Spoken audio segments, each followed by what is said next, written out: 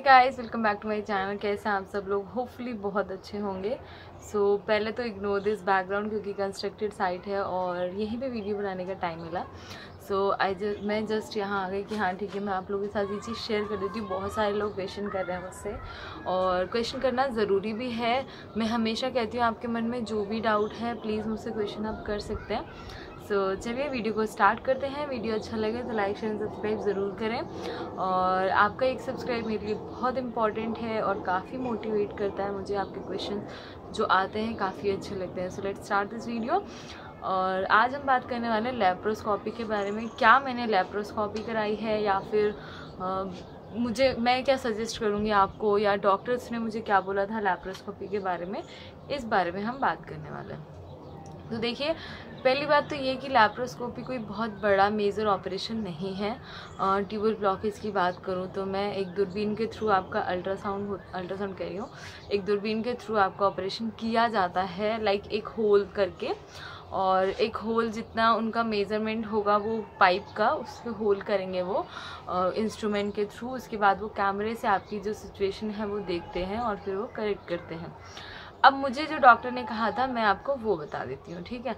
तो मुझे डॉक्टर ने पहले ही कहा था जब मेरी ट्यूबल ब्लॉकेज थी कि आप जो है लैप्रोस्कोपी तो करा सकते हो, लेकिन उसमें 100% हम गारंटी नहीं लेते कि उसके बाद आपकी ब्लॉकेज ठीक हो जाएगी या नहीं।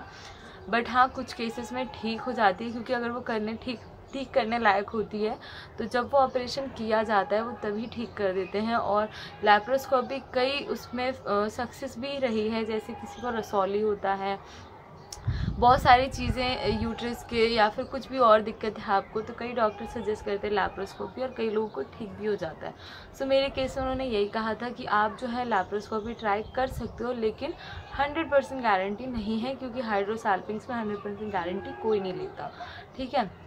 फिर उन्होंने कहा कि वन एंड ओनली IVF आपका ऑप्शन है। देन मैंने उसको सुना और फिर इग्नोर कर दिया उस बात को, कि मुझे लग रहा था कि अभी मुझे इतना हरी नहीं होना है, और वही हुआ मेरे साथ। तो मैंने उनको कहा कि अभी मुझे कुछ नहीं कराना। देन उसके बाद जब मैं वापस घर आ गई और थोड़ा सा टाइम बीता HSG कराने के बाद, फिर मैं वापस जो कैलाश डॉक्टर है वहाँ पे गई। जब मुझे एक्टॉपिक हुआ, उससे पहले कंसल्ट मैंने नहीं किया था, लेकिन जब मुझे एक्टॉपिक हुआ और प्रेगनेंसी हुई, लेकिन मुझे पता नहीं था कि हाँ that I am pregnant.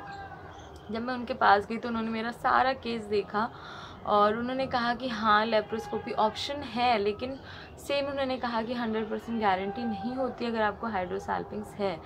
But अगर आपको हाइड्रोसाल्पिंग्स के बाद भी एक्टॉपिक हो गया देन आपके पास होप है, भगवान आपको इंडिकेशन दे रहा है, ठीक है। फिर भी मैंने उनकी बात को बहुत हद तक सही माना कि हाँ ये सही कह रही है। फिर उसके बाद मैं वापस घर चली गई। तो मैंने लेप्रोस्कोपी के बारे में सोचा ही नहीं था। मैंने यही सोचा था कि जब मैं 30 के आसपास हो जाऊंगी तब मैं लेप्रोस्कोपी कराऊंगी। और बहुत सारे लोग मेरी एज पूछते हैं, तो आई एम 25, जनवरी में मैं 25 की हो जाऊंगी।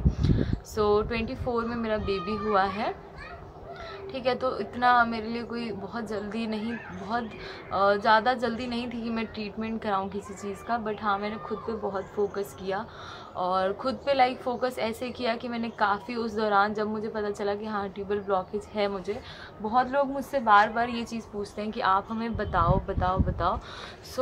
लैप्रोस्कोपी का तो मैंने आपको बता दिया कि मैंने नहीं कराया, ठीक है। और क्यों नहीं कराया ये भी मैंने बता दिया, क्योंकि मेरे साथ HSG के बाद बहुत फास्ट चीज़ें हो रही थी, इस वजह से मैंने नहीं कराया, ठीक है।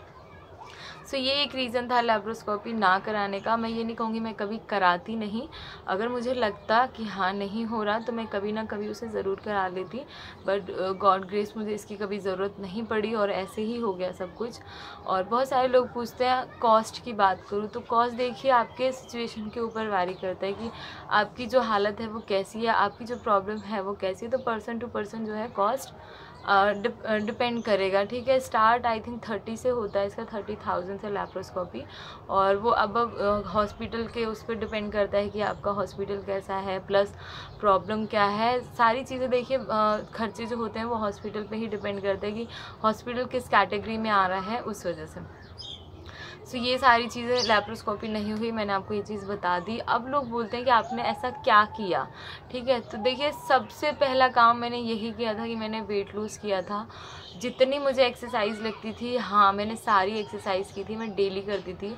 आई थिंक कंसीव करने से पहले तक भी मैं एक्सरसाइज कर रही थी, उस मंथ भी मैं एक्सरसाइज कर रही थी, क्योंकि मुझे ये था कि मुझे कंसीव करने के लिए नहीं, लेकिन मुझे ये ट्यूबल ब्लॉकेज ठीक करना है कैसे भी करके। मैं कैस्टर ऑयल मसाज भी करती थी, इवन मैं सारी एक्सरसाइज ज़्यादा करती थी, मैं रनिंग करती थी, डेली मैं सुबह जाती थी। तो मैंने खुद पर बहुत ज़्यादा काम किया उस दौरान, और ख़ुद पर काम करने का नतीजा यही था कि मैंने नेचुरली कंसीव कर लिया।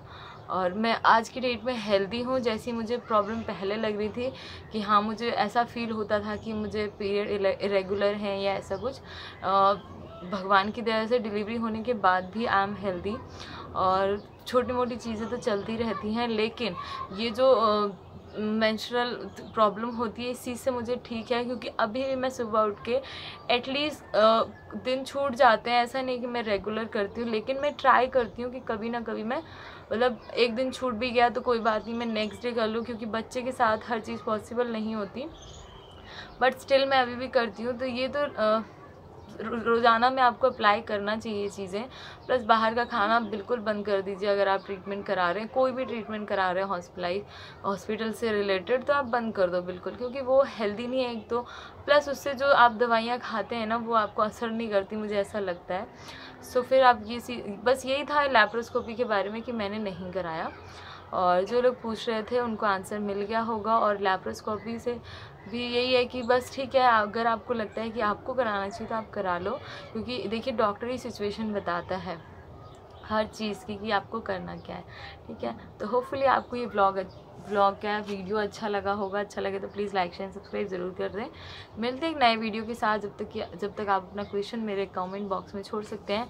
और बस इतना ही था वीडियो। अगर वीडियो पसंद आए तो लाइक शेयर सब्सक्राइब ज़रूर करें, फ्रेंड फैमिली के साथ शेयर करें, और इवन हर लेडी के साथ आप शेयर कर सकते हैं, क्योंकि मेरे चैनल पर इस रिलेटेड ही ज़्यादातर वीडियो आते हैं।